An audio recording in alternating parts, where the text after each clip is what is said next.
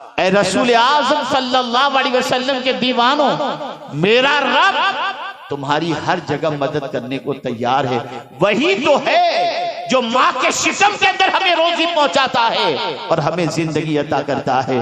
اے رسول اعظم صلی اللہ علیہ وسلم کے دیوانوں، اس سے اپنے تعلق کو مضبوط کرو، اس سے اپنے رشتے کو مضبوط کرو، اور یاد رکھو جب کوئی بندہ اپنے وجود کو اس کی بارگاہ کے اندر جھکا دیتا ہے تو پھر اللہ عز و جل اسے اتنا اٹھاتا ہے کہ اس بلندی تک کوئی دوسرا پہنچ نہیں سکتا۔ ہم نے سجدہ چھوڑ دیا، اس کی بارگاہ میں جھکنا چھوڑ دیا تو کاسے گدائی لے کر در در کی ٹھوکریں کھاتے ہوئے نظر آتے ہیں۔ آج مجھے بتائیے وہ کون سا گناہ ہے جو رات کے سناٹے میں یا دن کے اجالے کے اندر مسلمان کرتا ہوا نہیں دکھائی دیتا؟ آپ مجھے بتاؤ۔ آج تو 14 سال کا لڑکا 18 کی عمر تک پہنچنے تک خالی ہو جاتا ہے، اس لائق بھی نہیں رہتا کہ وہ شادی کر سکے۔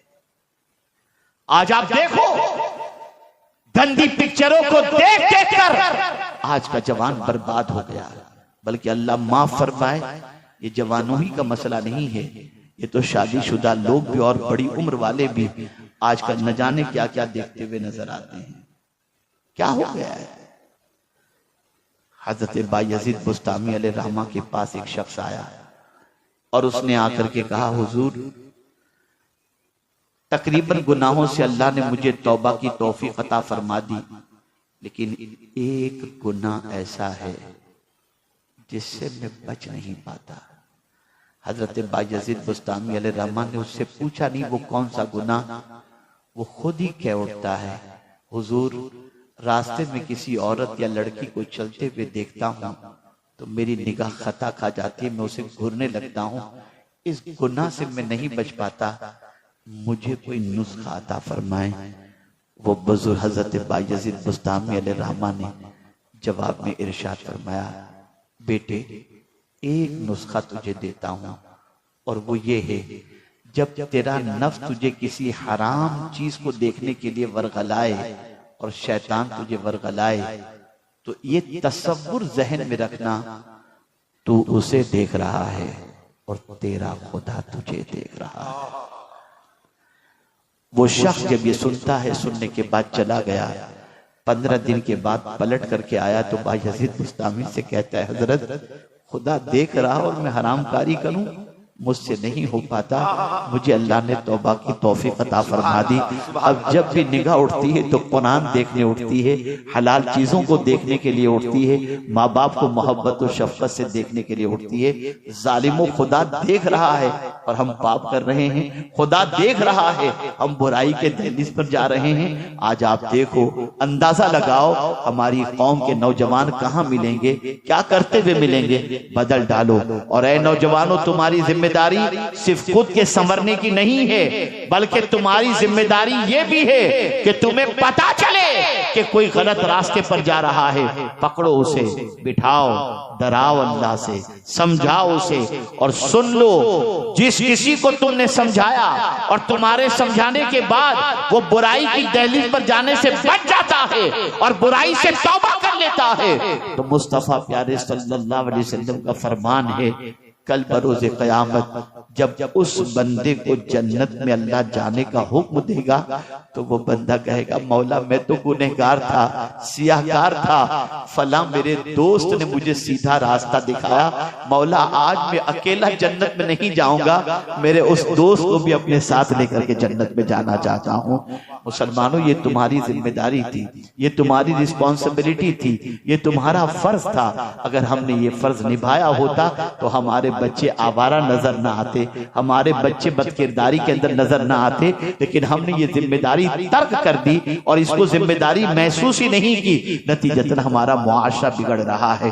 میں ان ماں باپ سے بھی کہنا چاہتا ہوں جو ماں باپ کیئرلیس ہیں اور اپنے بچوں سے لاپرواہی کا اس طریقے سے مظاہرہ کرتے کرتے ہیں کہ اپنے بچے کی یہ فکر نہیں رکھتے کہ میرے بچے کی عادت اچھی ہو، میرا بچہ 10 کے درمیان بیٹھے تو عزت سے دیکھا جائے. نہیں، آج کل ماں باپ کا معاملہ یہ ہو گیا، بچے پیدا کیے چھوڑ دیا، اللہ اکبر، خود سے بڑے ہو رہے ہیں، کوئی تربیت نہیں، کوئی ڈسپلن نہیں. آپ جانتے ہیں ایک واقعہ میں آپ کی سماعتوں کے حوالے کروں.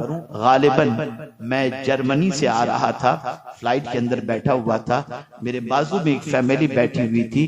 اس فیملی کے اندر ایک خاتون، اس کا شوہر اور ایک ننھا سا بچہ تھا، اور چائلڈ میل ماں نے منگوایا، بچے کا کھانا فلائٹ کے اندر. بچے کا جیسے ہی کھانا آیا، ماں نے بچے کے لیے لقمہ بنایا. ایک لقمہ منہ میں رکھنے سے پہلے بچے سے کہتے بیٹے بولو بسم اللہ. بچہ بولتا بسم اللہ. بچے کے منہ میں ماں لقمہ رکھتی، اس کے بعد بچے سے ماں کہتی بول بیٹا الحمدللہ، تو بیٹا کہتا الحمدللہ. ایک ایک لقمے پر ماں بسم اللہ شریف بھی پڑھا رہی ہے اور الحمدللہ بھی کہلا رہی ہے. میرے اندر سیکھنے کا جذبہ ہے، میں جاننا چاہا کہ آخر اس کی وجہ کیا ہے. میں نے بچہ جب کھانا کھا چکا اور ماں کھلا چکی تو میں نے اس بچے کے باپ سے پوچھا کہ ذرا اپنی بیگم سے یہ پوچھ کے مجھے بتائیں کہ یہ بہن جو ہے وہ اپنے بچے کو ہر لقمے پر بسم اللہ اور الحمدللہ کیوں پڑھا رہی ہے. تو اس عورت نے میری بات سمجھ لی. اس کا شوہر جواب دے، اس سے پہلے عورت جواب دیتی ہے حضرت معاملہ سب سے بڑا یہ ہے، میں دیکھ رہی ہوں کہ آج کا مسلمان ٹنوں کھا لیتا ہے، نہ بسم اللہ پڑھتا ہے نہ الحمدللہ پڑھتا ہے. تو میں اپنے بچے کو ہر لقمے پر اس لیے بسم اللہ پڑھا رہی ہوں اور ہر لقمے پر الحمدللہ اس لیے کہلا رہی ہوں تاکہ بڑا ہونے کے بعد شروع میں تو کم از کم ایک بار بسم اللہ پڑھ لے اور آخر میں تو ایک بار الحمدللہ پڑھ لے. اس ماں کی عظمتوں کو سلام جو ماں اپنے بچے کی تربیت میں اتنی فکر کرتی ہے. لیکن آج کی مائیں سیریل دیکھ رہی ہیں، بچہ دودھ کے لیے رو رہا ہے، ماں کو فکر نہیں ہے. ٹہلنے کے لیے نکل رہی ہے، بچہ تڑپ رہا ہے، ماں کو فکر نہیں ہے. باپ کمانے کے لیے نکل رہا ہے، بچہ تڑپ رہا ہے، باپ کو فکر نہیں ہے. سن لو، حدیث مصطفیٰ صلی اللہ علیہ وسلم ہے کلکم راعٍ وکلکم مسئول عن رعیتہ. یاد رکھو ہر بچے کے بارے میں اس کے ماں باپ سے قیامت کے دن پوچھا جائے گا. کیا آپ نہیں چاہتے کہ آپ کے اس علاقے کے بچے، آپ کے بچے ایسے بن کر کے یہاں سے نکلیں کہ پوری دنیا میں ان کا نام ہو؟ کیا آپ نہیں چاہتے کہ 10 کے درمیان آپ کا بچہ بیٹھے تو آپ کے بچے کو عزت کی نگاہ سے دیکھا جائے؟ اگر آپ چاہتے ہیں تو آپ اس کے لیے وقت دیجئے، اس کے پیچھے ٹائم صرف کیجئے. یاد رکھیں میرے پیارے آقا صلی اللہ تعالی علیہ وسلم کے پیارے دیوانوں، امام غزالی رحمت اللہ تعالی علیہ یہاں تک فرماتے ہیں کہ اپنے بچوں کو کھانے پینے کے آداب بھی سکھانا یہ بھی ماں باپ کی ذمہ داری ہے. سکھاتے ہیں، خود ہی کو نہیں معلوم تو کیا سکھائیں؟ کیسے سکھائیں؟ اب اگر کوئی یہ تصور کرتا ہو مولانا آپ کہہ رہے ہیں لیکن ہمارے یہاں تو مسئلہ یہ ہے کہ کل کیا ہمیں کھانا ہے اس کی فکر ہے، اب یہ ساری چیزیں کہاں سے کریں؟ تو میں آپ کو بتاؤں غربت اتنی بھی نہیں ہے جتنی رسول اعظم صلی اللہ علیہ وسلم کے دور پاک کے اندر صحابہ کے اندر تھی. آپ ذرا سوچو،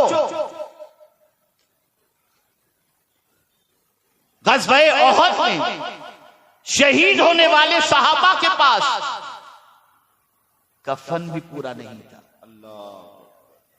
آپ جانتے ہیں کہ آج سید الشہداء سیدنا امیر حمزہ رضی اللہ تعالی عنہ، حضرت مصعب ابن عمیر، حضرت عبداللہ ابن جہش رضی اللہ تعالی عنہ کا جہاں مزار اقدس موجود ہے، ان کی تدفین کے لیے کیا چیز تھی؟ ایک چادر. اوپر کا حصہ ڈھانکا جاتا تو نیچے کا حصہ کھلا رہتا تھا، اور نیچے کا حصہ ڈھانکا جائے تو اوپر کا حصہ کھلا رہتا تھا. آج مسلمان دنیا میں کہیں بھی مرے اسے پورا کفن تو مل جاتا ہے، لیکن اس وقت یہ بھی نہیں تھا. لیکن آپ جانتے ہیں آقا کریم صلی اللہ علیہ وسلم کے وہ صحابہ جو غربت کی اتنی چکی میں پیسے جا رہے تھے، لیکن باوجود ایمان کا وہ پہاڑ تھے کہ دنیا ان کے نام سے کل بھی لرزتی تھی اور آج بھی لرزتی ہوئی نظر آتی ہے۔ غربت کسی چیز میں رکاوٹ نہیں بنتی۔ خود میرے آقا صلی اللہ علیہ وسلم کی حیات طیبہ تو دیکھیں، اللہ اکبر۔ میں اکثر کہا کرتا ہوں، ایک غریب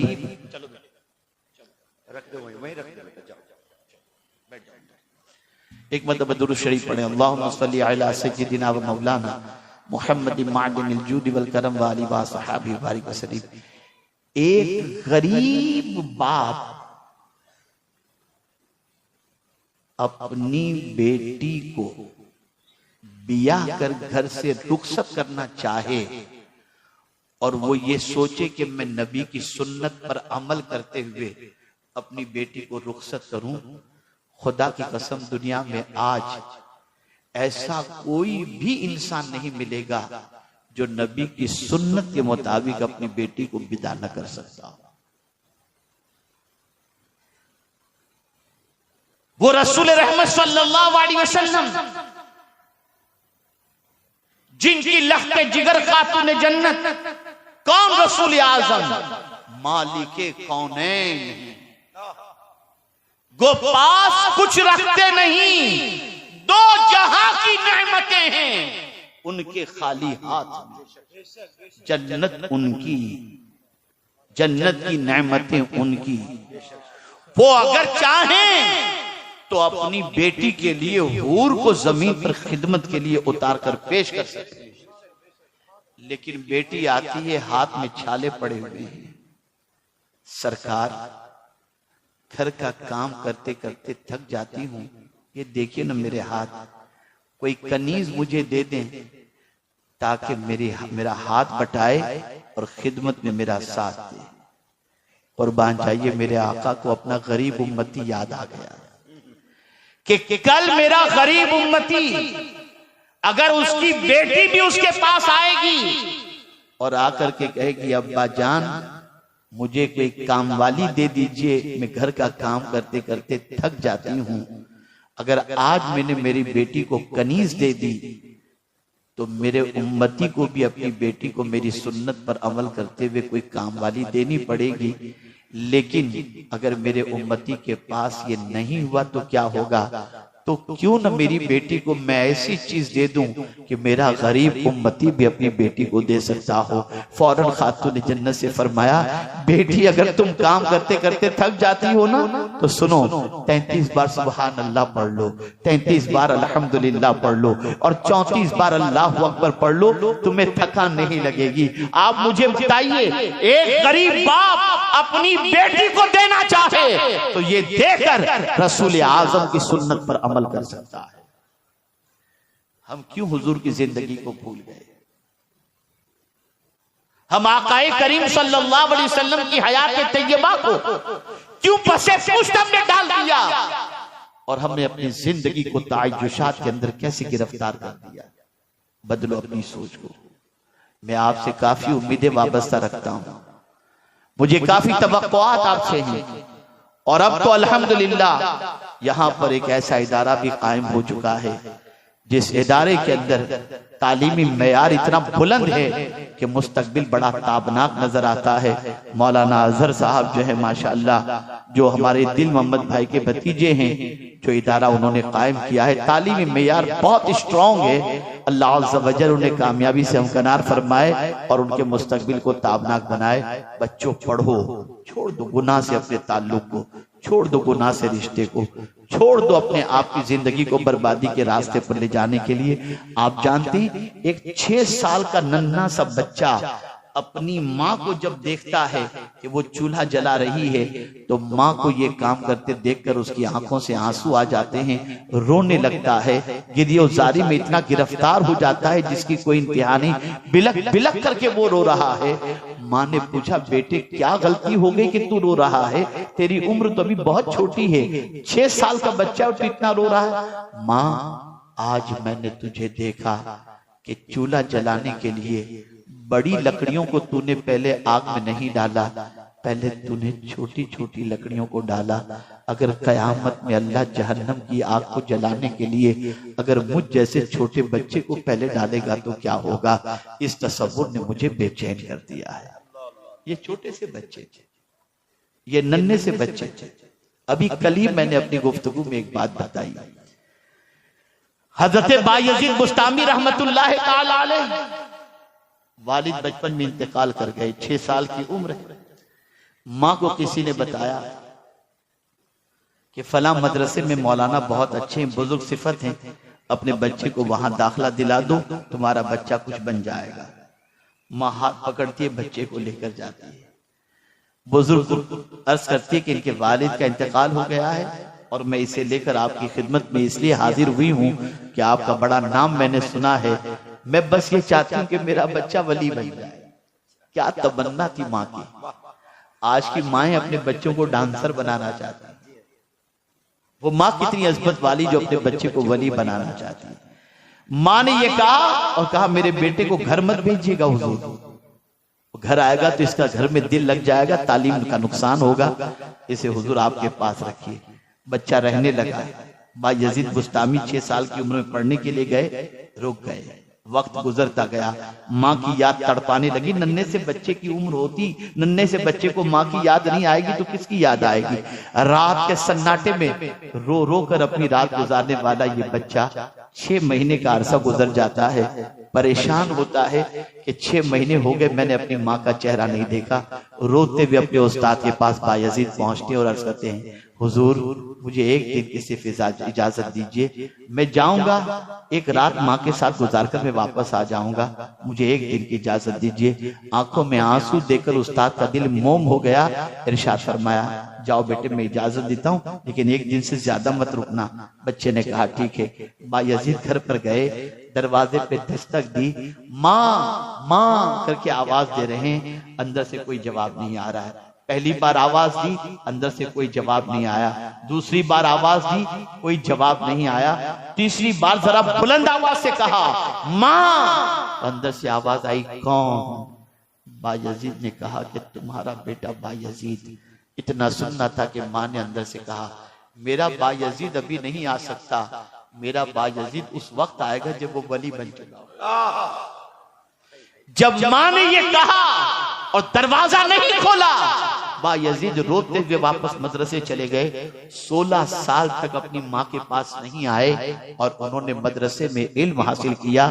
16 سال کے بعد ایک رات حضرت بایزید بسطامی کے استاد گرامی کو اللہ اکبر رسول رحمت صلی اللہ علیہ وسلم خواب میں تشریف لائے۔ ارشاد فرمایا سنو تمہارے پاس یہ نوجوان جو پڑھ رہا ہے نا بایزید، مبارکباد اسے پیش کرو، ہم نے اسے ولایت کبریٰ کا تاج عطا کر دیا ہے۔ اللہ اکبر۔ استاد نے بچے کو بلایا، سینے سے لگایا اور فرمایا تم مکمل ہو چکے، اب تم جا سکتے ہو۔ پلٹ کر گھر پہ گئے۔ 16 سال کے بعد ماں کے پاس جا رہے ہیں، دروازے پہ دستک دی۔ پہلی ہی بار دروازے پہ دستک دیتے ہی ماں نے اندر سے پوچھا کون؟ کہا تیرا بایزید۔ دروازہ کھولا، بیٹے کو دیکھا، مونچھیں نکل آئی تھی، جوان سال کھڑا تھا۔ ماں نے سینے سے لگایا اور کہا بیٹے مجھے خوشی ہے کہ تم نے اپنی منزل پا لی اور جس مقام پر میں تجھے دیکھنا چاہتی تھی اس مقام پر تم پہنچ گئے۔ اس کے بعد ماں نے دعا کے لیے ہاتھ اٹھائے اور کہا اے میرے پروردگار، میری تو نے ایک تمنا تو پوری فرما دی کہ میرے بیٹے کو تو نے ولایت کبریٰ کے مقام پر فائز فرما دیا، بس اب میری کوئی اور تمنا نہیں، بس ایک ہی تمنا ہے تیری بارگاہ میں ایمان کے ساتھ آ جاؤں۔ یہ کہتے ہی روح پرواز کر جاتی ہے اور ان کی ماں اس دنیا سے کچھ کر جاتی ہیں۔ وہ مائیں تھی جن کو اپنے بچے کی تربیت کی اتنی فکر تھی۔ نادانوں تمہارا بچہ گلیوں کے اندر گلی ڈنڈے کھیل رہا ہو تمہیں اس کی فکر نہیں ہوتی، ننگا ناچ کر رہا ہو تمہیں اس کی فکر نہیں ہوتی، ڈانس کر رہا ہو تمہیں اس کی فکر نہیں ہوتی، تم کب اپنے بچوں کے بارے میں فکر مند ہوگے؟ بدلو اپنی سوچ کو، بدلو اپنے افکار و نظریات کو۔ ایک اچھا انسان انسان بناؤ، ایک اچھا مسلمان بناؤ، خود بھی پرفیکٹ بنو، اپنی اولاد کو بھی پرفیکٹ بناؤ، اور دو چیزیں اگر تم نے اختیار کر لی تو اللہ مخلوق کے اندر تم کو ممتاز پوزیشن عطا فرما دے گا، اور وہ دو چیزیں یہ ہیں ایمان اور عمل صالح۔ عمل صالح سے مراد عبادات، معاملات اور اخلاق۔ عبادت میں بھی تم پنکچول، معاملات کے اندر بھی تم پنکچول ہو جاؤ، اور اسی کے ساتھ تمہارے اخلاق بھی اچھے ہوں۔ ایک چیز نہیں کہ 5 وقت کی نماز بھی پڑھو، جیسا کہ آج ہوتا ہے کہ بہت سارے نماز بھی پڑھتے ہیں، 5 وقت کی نماز پڑھے اور رات کو جا کر کے گانے دیکھ رہے ہیں، غزلیں دیکھ رہے ہیں، پکچر دیکھ رہے ہیں، حج کر کے آئے، کوئی زندگی میں فرق نظر نہیں آتا۔ تو ایسا نہیں، ایک زمانہ بھی تھا نا، آپ کو یاد ہوگا یا میری عمر کے جو لوگ ہوں گے انہیں یاد ہوگا کہ اگر کسی محلے کا کوئی شخص حج کر کے آ جاتا اور محلے میں کبھی جھگڑا ہوتا تھا نا، تو لوگ کہتے تھے حاجی صاحب جو کہہ دینا وہ فائدہ، جو حاجی صاحب کہتے ہیں۔ اور آج حج کے نام پہ پیسے لوٹے جا رہے ہیں، ٹور والا غائب ہو رہا ہے، ذرا دیکھو کیا ہو رہا ہے، کہاں چلے گئے ہیں۔ ہم جب بگڑ گئے تو ہمارے حالات بگڑ گئے، ہم جب صحیح تھے تو ہمارے حالات بھی صحیح تھے۔ ہمیں سنورنے کی ضرورت ہے، ہمیں سیدھے راستے کا مسافر بننے کی ضرورت ہے، ہمیں گناہوں سے رشتہ توڑنے کی ضرورت ہے۔ آج اتنی بڑی تعداد میں آپ آئے ہو، اگر نبی سے سچی محبت ہے تو آج ایک وعدہ کر کے اٹھو، ایک ارادہ کر کے اٹھو، انشاءاللہ ایک وقت کی نماز کبھی قضا نہیں کرو گے، ایک وقت کی نماز بھی کبھی قضا مت کرو۔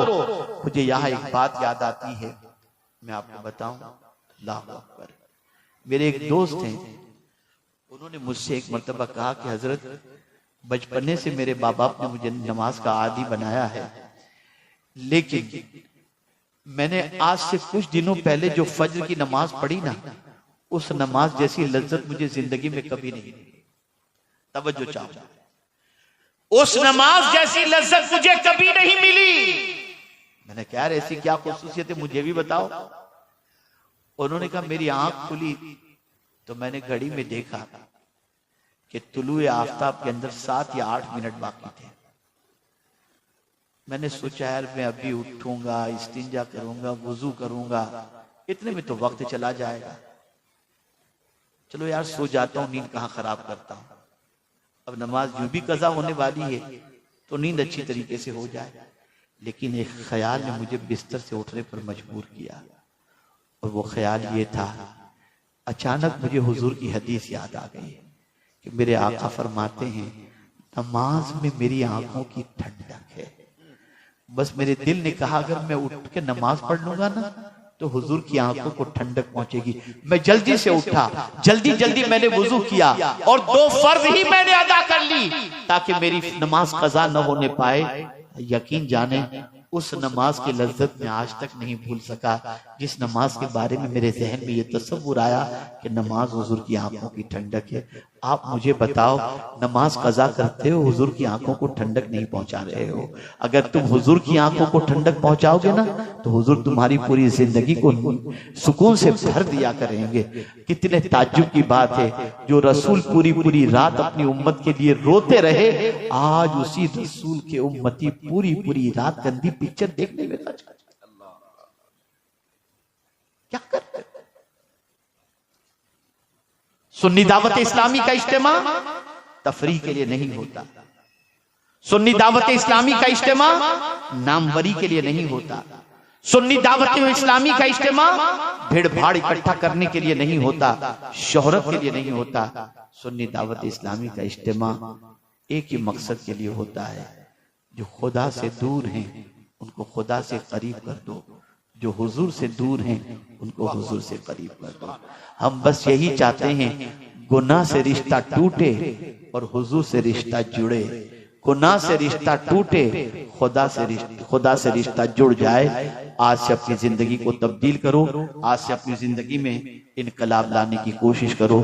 میں امید کرتا ہوں کہ انشاءاللہ العظیم آج کے بعد آپ اپنی زندگی کے بارے میں غور کریں گے، اپنی زندگی کے بارے میں سوچیں گے، سیدھے راستے کے مسافر بننے کی کوشش کریں گے۔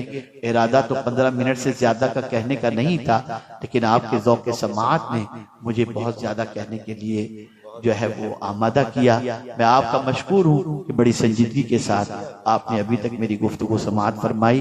بس اتنا سن لیں، اگر کوئی شخص عشاء کی نماز میں سستی کرتا ہے اور فجر کی نماز میں سستی کرتا ہے تو حضور فرماتے ہیں صلی اللہ علیہ وسلم، منافق پر 2 وقت کی نمازیں بھاری ہیں، عشاء کی اور فجر کی۔ اور جو شخص جان بوجھ کر کے 1 وقت کی نماز قضا کر دے، اللہ اس پر سے اپنے دستے امان کو اٹھا لیتا ہے۔